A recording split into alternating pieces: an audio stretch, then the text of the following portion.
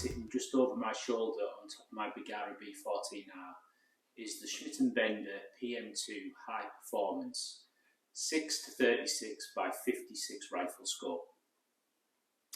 The rifle scope is in first focal plane with an mrad reticle and mrad turrets.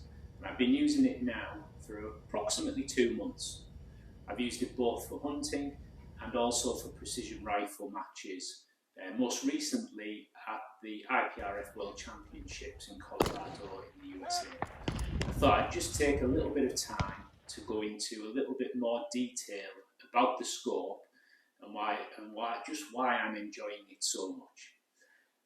Before we start, let's just cover off what the scope comes in. So you can see here that we've got a sleeve for the box that the scope is delivered in. Very nicely packaged with foam inserts to ensure that the scope is well protected within the box, and obviously it came in another outside carton with plenty of bubble wrap to protect it. Pleased to say though that the Schmidt and Bender scopes are well known for their ruggedness, and that scope certainly had no problems making its way all the way across the Atlantic to America. In the box, as well as the scope, you'll also find microfiber cloth for cleaning the lenses on the scope. Little package here, which when you open it up, comes with an Allen key for adjusting the turret. The Allen key is not in here right now, it's actually in my toolkit in my range bag. And then you have your instruction manual in there in all the main languages, and then the international guarantee, which covers the scope across 2 years, 10 years and 20 years. 2 years covers off warranty on electronic parts. Again, 2-year warranty extension through registering of the scope. 10-year worldwide warranty beyond those 2 years, and then guaranteed parts availability for 20 years, which probably means that scope there I might struggle to get some new parts for, but thankfully that's in full working operation as far as I can tell, so hopefully that'll be okay. But more about that later. So yeah, all of the documentation that you could need. And if you just see inside there, a little bit of history about the company from its origins and its roots in West Germany, and your little registration card there as well. Okay, moving on, also inside the box, the scope does come provided with 2 Tenebrax scope covers, very nicely made, and fit perfectly onto the objective and the ocular lenses of the scope. But anyway, we're not here to talk about covers. Let's talk in detail about the scope itself. So you can see here I've got the rifle just mounted on top of my Nyload quick deploy red mist tripod. Fantastic tripod, and if you subscribe to the channel and stay tuned over the next few weeks, that's going to be my next in-depth review, looking at the red mist quick deploy tripod and all of the features that comes with that. But anyway, back to the rifle scope. Now you can see the rifle scope is sitting on top of my Bergara B14R, which is chambered in 22LR. I was actually out doing a little bit of foxing last night. So this is configured for my foxing. I normally have on a little section of Picatinny rail here on the side of the spur mount, I'll normally put a torch on the side there for lamping. But on this occasion when I was out, I actually had a torch strapped to my moderator on the front of the rifle, just to get that light out the front of the rifle and avoid any glare or reflection back into the lens of the scope when shooting at night. So the scope itself, It's a 34mm main tube, a 56mm objective to allow a great deal of light transmission into the scope. The glass in these rifle scopes is absolutely superb. It's top tier. I've never looked through a rifle scope with such clear glass. And every time that I've looked through Schmidt and Bender rifle scopes at the range over the years, that's what's always impressed me. Just that light transmission and also the clarity of the picture. It's I describe it as a very true image that you see through the scope in terms of the colours that you see. You know, some scopes sometimes have a little bit of a tinge. You know, some of my old scopes have a little bit of a tinge in the lens. But this one is very, very clear. Now, obviously, glass preference is very much determined by your personal preferences. But for me, this certainly ticks a lot of boxes in terms of what I'm looking for in a rifle scope for the glass. I've got relatively poor eyesight. I do wear spectacles for reading and driving a long distance as well.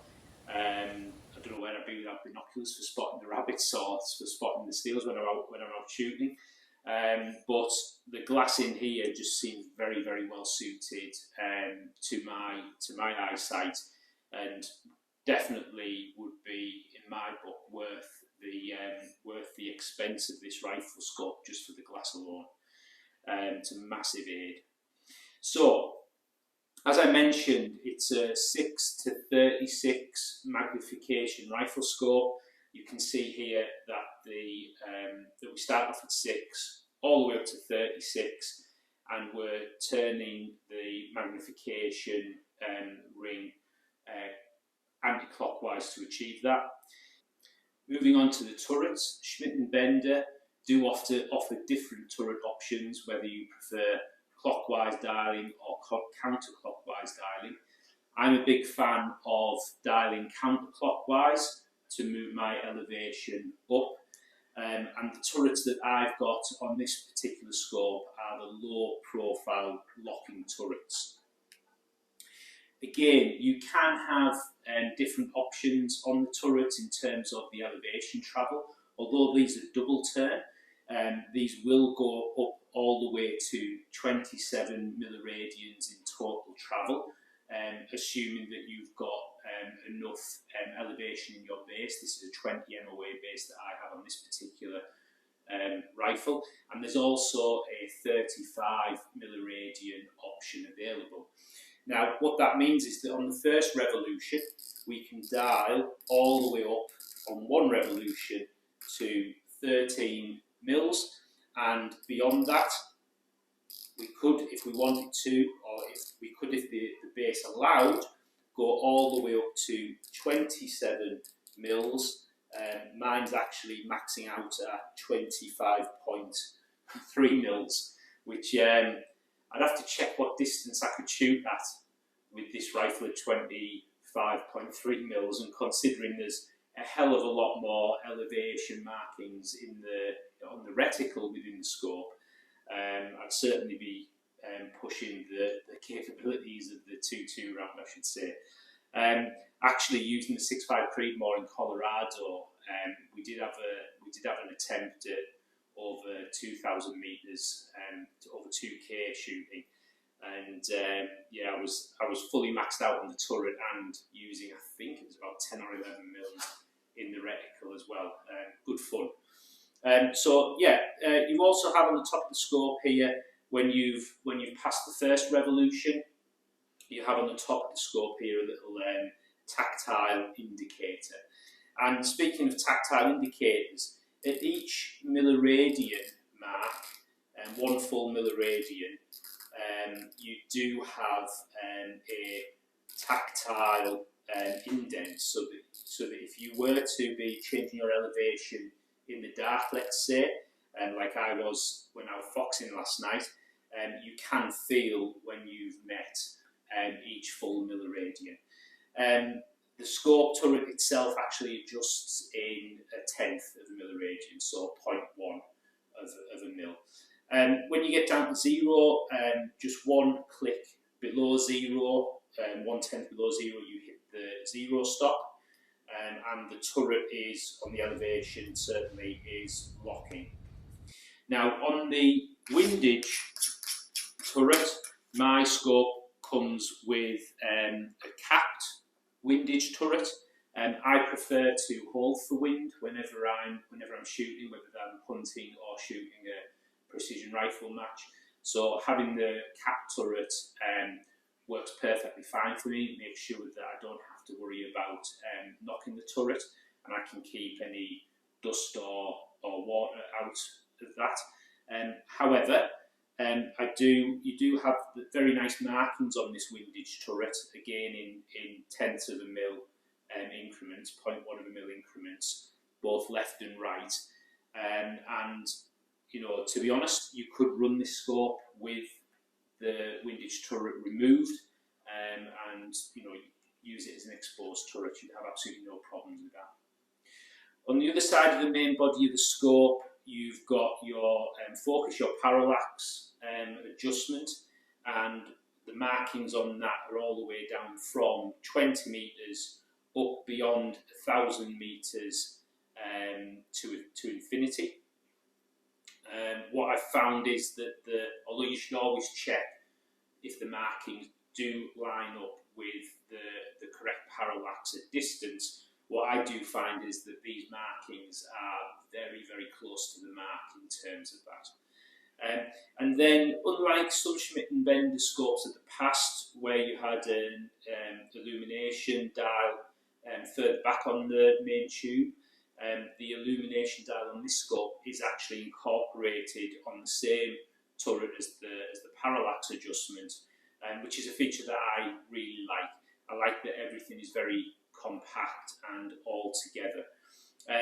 You have 11 different brightness settings, and there is a stop in between each of those brightness settings so that you can turn off the illuminated reticle, and then when you switch it back on, you're immediately at the brightness setting that you want, rather than having to dial all the way up or down through each individual brightness setting to find the one that you want.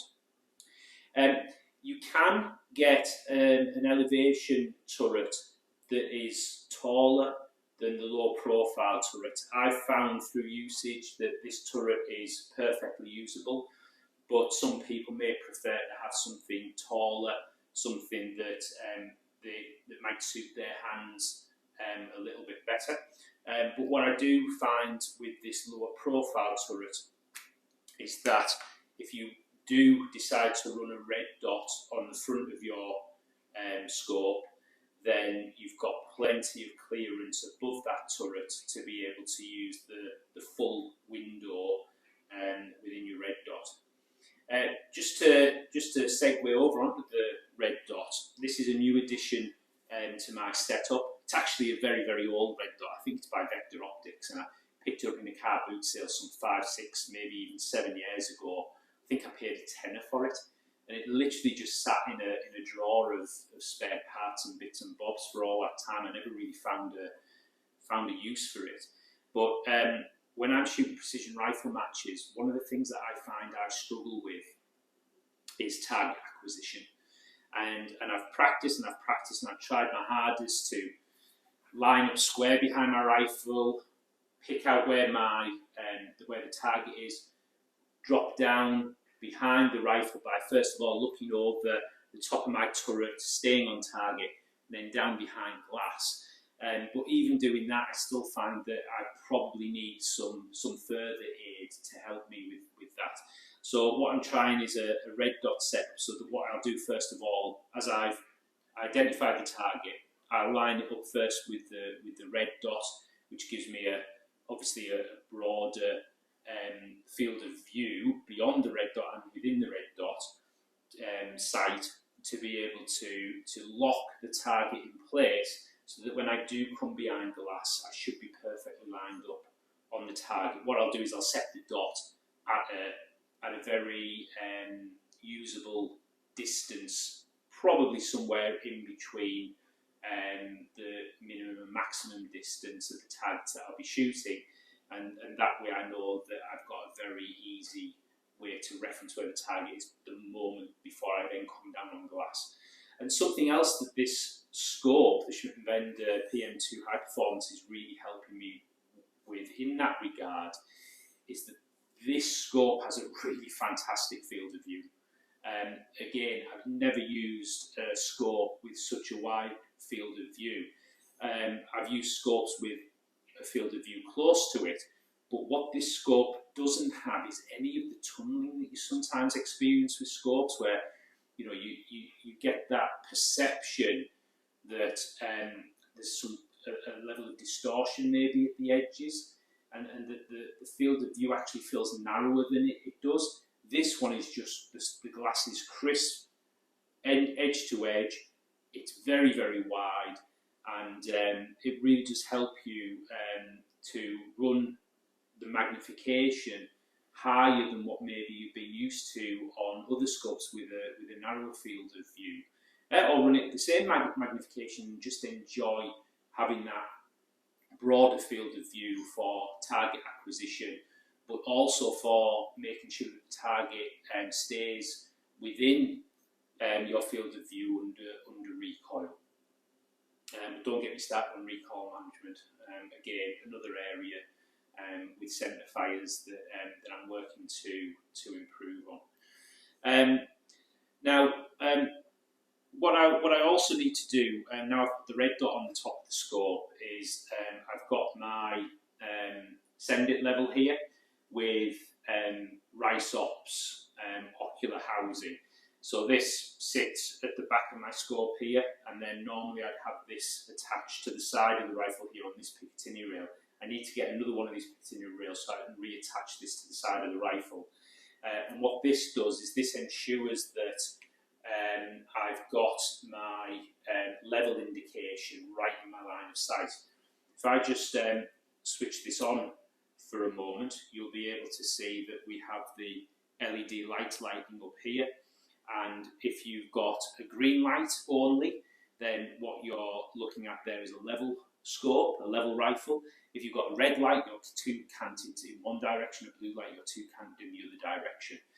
And having this RISOPS ocular device mounted right under the ocular of the PM2 means that when I'm down behind glass, looking through my scope, I've also got the level directly in that line of sight as well.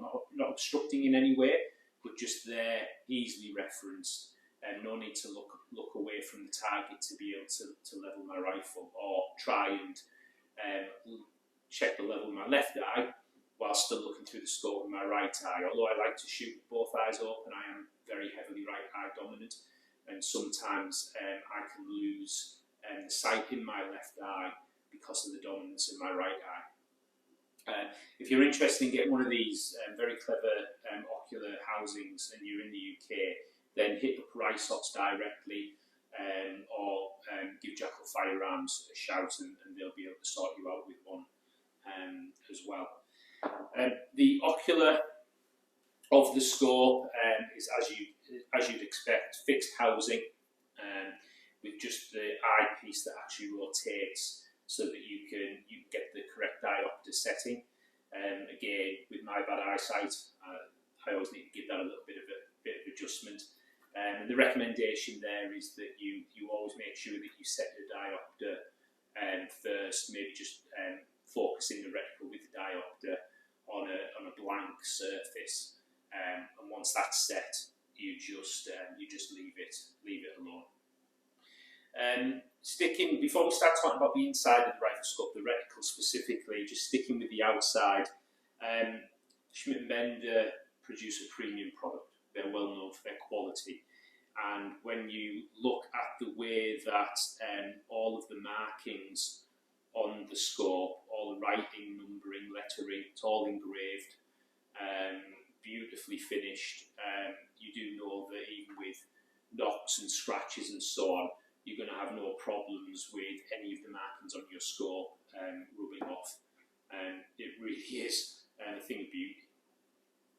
The reticle in this scope is the new TR squared ID reticle that Schmidt and Bender released this year. It was developed with in collaboration with a precision rifle shooter, a very experienced and accomplished precision rifle shooter from Ireland, and it's a Christmas tree design. I'm going to get it up on the screen here. It is a Christmas tree designed reticle, and what I like about this reticle is it's got fine markings. The centre dot is 0.4 of a milliradian, which is a very nice and free-floating centre dot. TR squared ID actually stands for tree reticle independent dot, so a dot in the centre of the reticle that is independent from the rest of the reticle. 0.2 hash marks for fine adjustment. If you look at the top of the reticle there, you can actually see 0.1 hash marks. If you really having to do some serious measurements, maybe for calculating distances against known target sizes or estimated target sizes, you'd certainly use that portion of the reticle for that. And then obviously you've got the other markings of 0.5 and 1 mil distances for quicker adjustments, for measuring impacts and misses downrange. It's a Christmas tree reticle, so you've got the stadia as you go down the bottom of the reticle, increasing in width and to give you more windage holds as distance increases if you are using the reticle for holdovers for both elevation and for windage. And obviously that gives you really good measuring device, as I've already mentioned. I also like that the reticle is fairly open at the top, which gives you a good viewing area, a good unobstructed viewing area. And also what you get with the reticle is the illumination. My scopes of the past have had a simple centre dot illumination, which I really have liked. However, the illumination in this rifle is so crisp and precise. I don't have a picture to do it justice, but believe me, it is very crisp and very precise. That it's really well designed to use for holdovers when nighttime shooting. And when you're out lamping, say foxes, and you've got the lamp shining, and you've got the reticle there illuminated, I don't find any washout with the reticle, with the illumination. It really does give you that fine hold points for adjustment. Okay, so what am I missing about the scope? I've got it in a spur mono mount. You do have to be a little bit careful, do your research about what mount to put this rifle scope in, because it does have quite a low, I'm not sure what this part of the scope's called, low saddle here. So you do need to make sure that you get mounts that do lift the 34mm tube high enough up to give you that clearance at the bottom of the scope. I think it weighs around about a kilogram, so just over 2 pounds, there or thereabouts, which for a target scope is absolutely no problem at all. And you know what, I'm quite happy carrying scopes of this weight and rifles of this weight, centerfire or 2.2, up and down hillsides all day. I've never really had a problem with that. But if you are somebody who is more concerned about the weight of their equipment, and maybe you're looking for a rifle scope purely for a hunting setup, a lightweight hunting setup, then certainly Schmidt and Bender have got countless hunting specific scopes that would definitely fit the bill and would carry all of the advantage of the Schmidt and Bender scope in terms of glass quality, robustness, accurate tracking of adjustment. adjustments and reticles and so on. That said, I am actually building myself a lightweight hunting rifle this year. I've got a Bergara Ridge Carbon with a 20-inch barrel, carbon barrel on order, and that will be chambered in 308 for a close range woodland type stalking rifle. And to keep in with the lightweight theme, I'm actually going to be putting this new to me Schmidt and Bender 6x46 rifle scope on 6x46. Did I say? No, 6x42 vintage rifle scope on that new setup. Very, very simple fixed power rifle scope. It's got some marks on the body because it's been used for a few decades. But it's still in great condition, and the glass in this is superb. It's got the A7 reticle in there, very, very simple. The first time I've actually owned a rifle scope with a reticle that isn't a measuring reticle as such, with miller raging hash marks and so on. So I'm looking forward to having a really simple stalking setup. Adjustment for the turrets are under these caps here. Really a beautiful scope. And just what I was saying about the Schmidt and Bender quality. Although this scope was probably produced in the 80s, I am going to look at the serial number and see if I can get an actual production date. But I know it was 1980s, maybe no later than 1980s, because it was made in West Germany before the Berlin Wall fell. But you can see here that despite all the marks and everything that it's got on it, the tube is in great condition, and the lettering is still very, very eligible. Nice engraving on this and lettering. Great rifle scope. Looking forward to getting that all set up. And I was lucky enough to be able to get it with its original paperwork in its original box as well.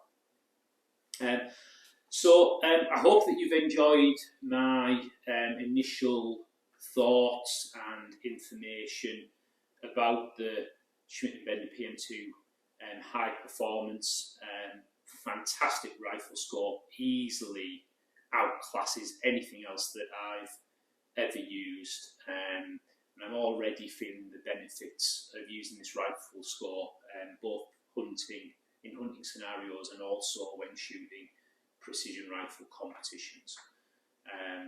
Yeah, it's just absolutely fantastic. So if you've got any questions, please ask away in the comments section down below this video. I will answer every question. I will reply to every comment that's made. And please like, subscribe, and I look forward to talking on the next video about the Nyload Red Mist quick deploy tripod. Take care.